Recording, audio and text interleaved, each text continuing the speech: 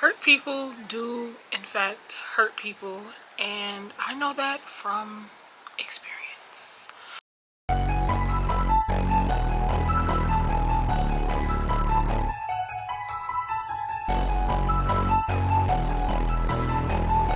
Hey guys, it's me, Daisy. I'm here to do like a sit down talking video. Something has been weighing on my mind heavy, and I was like, you know what, why not just sit down, film it, maybe you could help somebody. But this video is more like a reflection, journal, entry type of thing, video diary for me. I want to talk about how hurt people, and I know because I was a hurt person who hurt people. So yeah, I'm about to just get into it. I made a bunch of notes last night at like 3 in the morning. Yeah, at 2:54 a.m. I made a bunch of notes. I have it on my phone here. So let's get into it. Over the last couple years, like I haven't had friends in years, so that left me a lot of time to reflect and to think. But recently this year I started to journal heavily. Like I've been journaling for a while, but I journal heavy now. I journal multiple times a day, and I write pages with ease now. So I was just doing a lot of reflecting, and I started to get very candid, very vulnerable in my journal. Vulnerability is something that I struggle with. It's something that I am not fond of. Like I'm not really a big emotions person. I'm not a big vulnerable person. So even this right now is a step outside of my comfort zone, but it's just been weighing on my heart and on my mind. So I'm just gonna talk about it. But I was literally thinking about like my childhood and teenage years and stuff like that, and a lot of things affected me more than I would have thought and more than I would have liked to admit.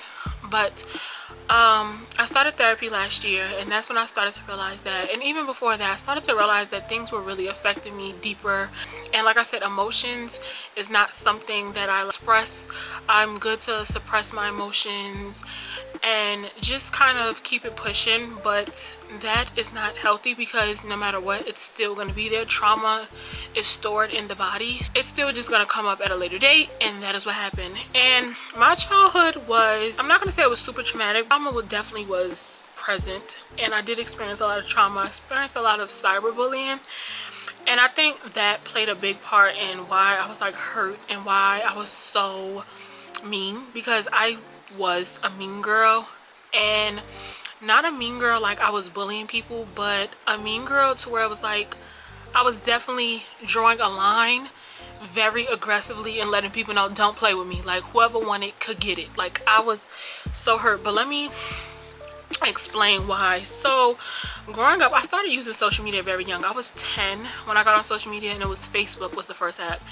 And I remember, I don't know if you guys know what To Be Honest is. I'm old, I'm 23, but this was like a To Be Honest from this girl, and I remember her being like, to be honest, you're stupid and you're so annoying, but that'll change when I block you or whatever.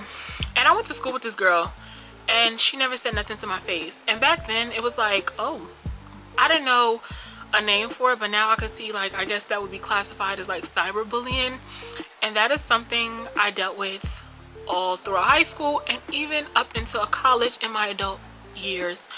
And I didn't realize that that was like a big theme in my life until I was sitting here reflecting and journaling, like, wait, this stuff has kind of been going on my whole life, and I've been dealing with this for a long time.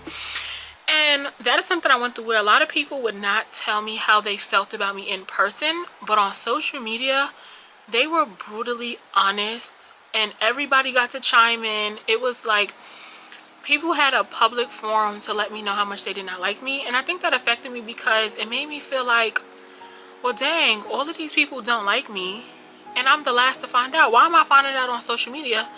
And I go to school with y'all all day for 7 hours out the day, 5 days a week. Why am I the last to find out? So I think that that made me very bitter, because I felt like, oh, I'm prey.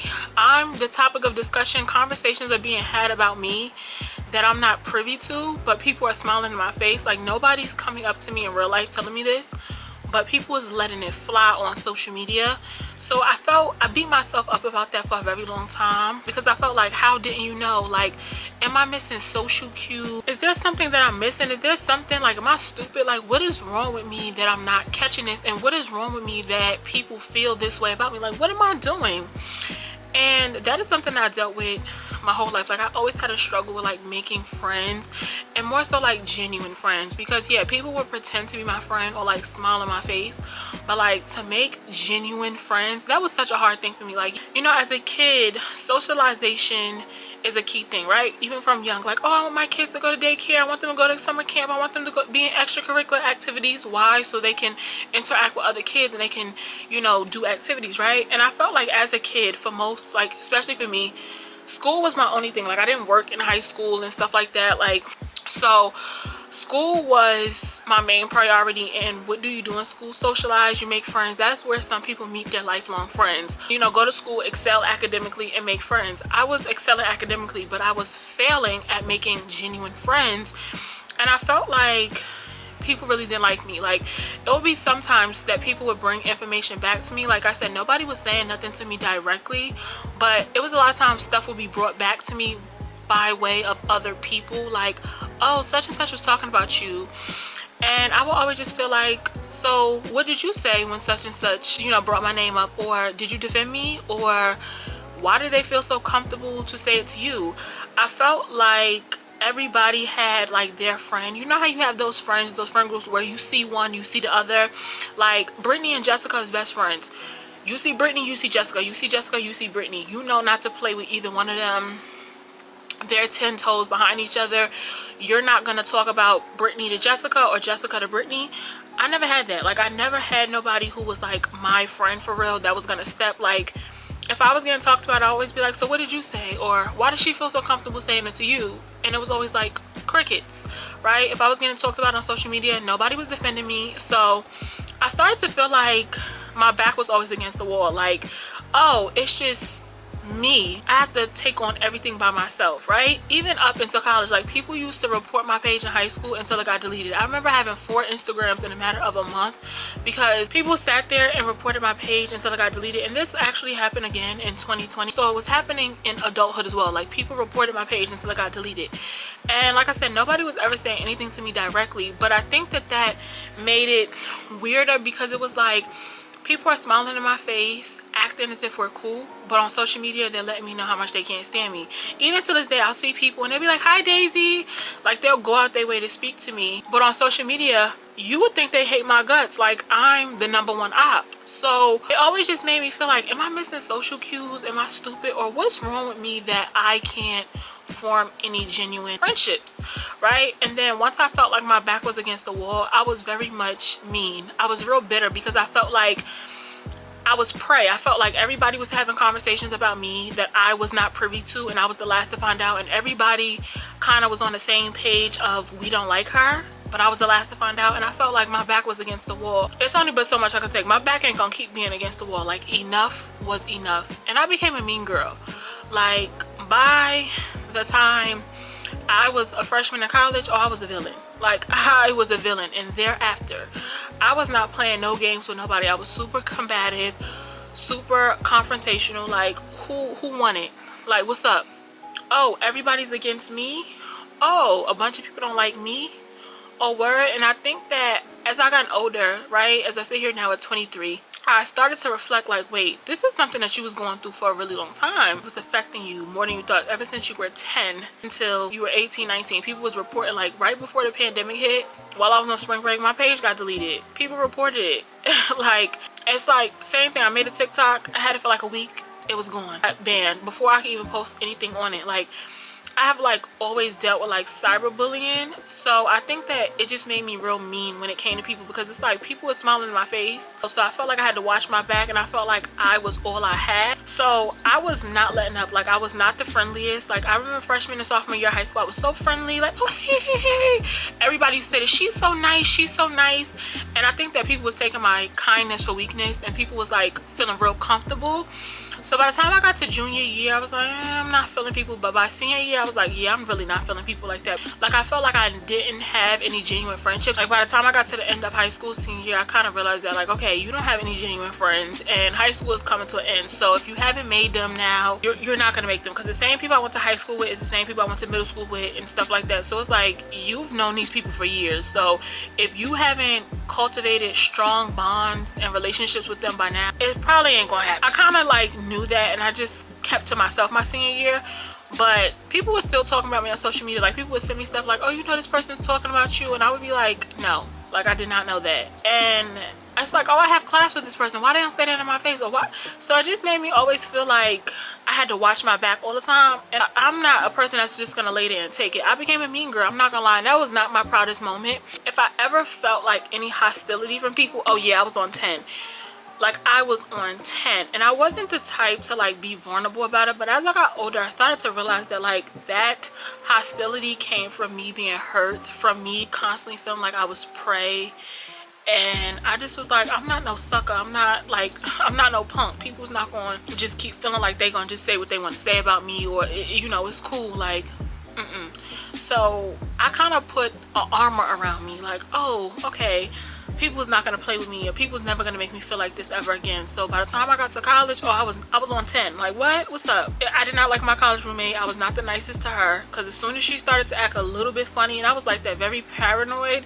So as soon as somebody started to act a little bit funny, or acted like, you know, it got a little shaky, oh yeah, I was on 10. Like, what's up? Like, I was not playing no games, because I felt like people had really took my kindness for weakness. And I was tired of feeling like I was prey. I got tired of feeling like everybody, like I said, everybody knew something about me that I didn't know. Everybody was having conversations about me, and I was the last to know. There was nobody to defend me. There was nobody in my corner.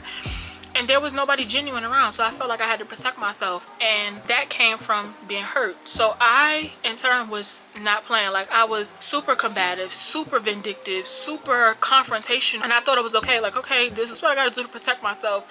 And then it got to a point, right, when I was like 20, 21. And I was like, I'm not liking who I'm becoming. Like, I remember this bubbly, fun girl. Where is she at? Like, I was so sad. And I felt like I was stressing myself out. I was draining myself. And I was like, okay, I need to fix this. Like, something is wrong.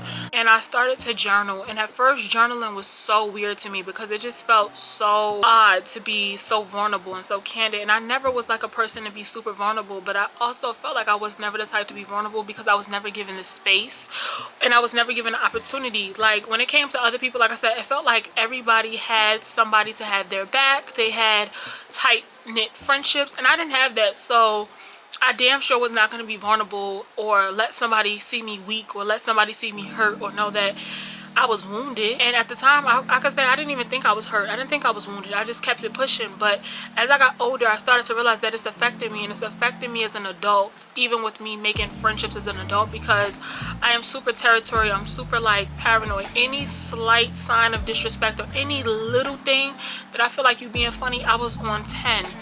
Right behind, like, oh, okay. Even when it came to like some people that were my friends, I was always like, oh, they did some little funny shit, I'm not talking to them anymore. Like, I felt like I needed to protect myself, and I needed to hurt people or get rid of people before they got rid of me, or before they hurt me. I started going to therapy last year, and once I started to really understand what was going on, I started to realize, like, oh, that's why you did that. And there are some situations now I can see why people did not like me, because I was real mean. I could see now why certain people did not like me, even like in college, or like why people kind of was like standoffish, because I was also standoffish, and I was also very quick to burn the bridge quick. Like, oh, okay, you acting funny, burn the bridge quick. Because I just felt like the way that people made me feel growing up, I was never going to allow someone to do that to me ever again. And I didn't realize that that was a place of hurt at the time. But now at 23, I can say, yeah, I was hurt. Like, yeah, I just felt like, oh, everybody's playing on me. Everybody playing with me. Oh, what's up? And I'm just like, I fought fire with fire. That's how I just felt at that time. But now that I'm older and I like really journal, like I journal all the time. And I can sit there for 30, 40 minutes just writing my feelings out. And that was weird because, like I said, I was not the type to be vulnerable because, one, I was the type to suppress my emotions. You know, I only cried when I got real mad and I was ready to fight. I was never the type that was like gonna sit there and boo-hoo and cry. So I was always the type to suppress my emotions, to where at one point I just kind of was numb and I didn't even think I had any emotions. Like, I just didn't feel anything. And then when I did start to journal, I felt weird to just be that open and honest. And I just was like, oh, I have had feelings all along, and this has been stemming from early childhood, elementary school, stuff like that. Like, this has been stemming from, I started to journal, right?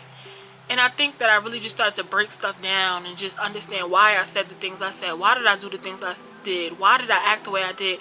And I started to realize a lot of it was from rebellion, from feeling like, oh, you did this, I'm gonna do this. Like, I've always been like that. Like, I'm actually more emotional than I thought I was. Right? I think that I got so comfortable living in survival that I kind of was cold-blooded. Like, oh, I gotta survive, I gotta protect myself, because nobody's protecting me, nobody's defending me, nobody's coming to my aid, nobody's coming to my honors. I gotta protect me. If nobody else is gonna do it, who gonna do it but me, right? So I was so confrontational, and I felt like I said, I felt like a lot of people got extended grace. I just started realizing, like, once I got grown, like, oh, this shit been fucking with you for a while. You didn't even know that it was messing with you. You know, the body stores trauma. And I started to have like ruminating thoughts, and that's what really made me go to therapy. Like, oh, these thoughts are replaying. Like, I can remember incidents vividly, and I just felt like, what's going on?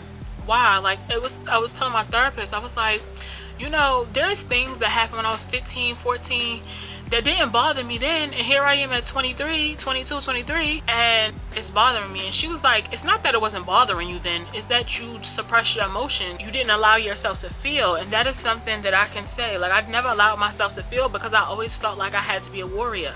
I had to stop wearing all of that. Like, that's not your burden to carry. Everybody's not gonna like you, everybody's not gonna want to be your friend, everybody's not gonna wish you well. And it took me so long to figure that out, because I was always the type, like I said, I put so much emphasis on having friends. So I was always like trying to create a safe space for people. So I was always happy for people and following people on Instagram and supporting them and this and that. And people did not like me. People did not like me at all. And I was just always like, oh, well, like, oh, I'm not gonna keep being prey. Like, I'm not nobody's punk. People not gonna keep doing this to me. And I vowed to never let nobody make me feel like that. But I think that with that vow, I became a villain. And I was literally watching myself become a villain. I was literally watching the light in me go out. Like, I went from being so friendly and nice and bubbly and supportive to very much like stanky. Like, hi, what's up? Like, very stank. Like, there's a lot of people that try to speak to me, and my mom would tell me that, like, maybe they, you know, maybe they want us to be a friend. But I just always gave off the vibe after that, like, don't fuck with me. That was the vibe I wanted to give off. I wanted to give off mean girl. I wanted people to know that don't play with me, because I felt like people had played with me far too long. But I also did not like that either, because I was just like, where's that bubbly fun girl, that optimistic girl, that girl that was like, la la la la la, like, your name is Daisy, you are a flower, baby, you are supposed to be bright and sunny and happy. What's going on? You know, if I could tell my younger self something, I would just tell her that, like, what you went through, you didn't deserve it, but don't let it consume you, and don't start hurting people because you're hurt. Be friendly. And I'll have to, sometimes I'll be like, they trying to be friendly, or they trying to be funny? Like, what's up?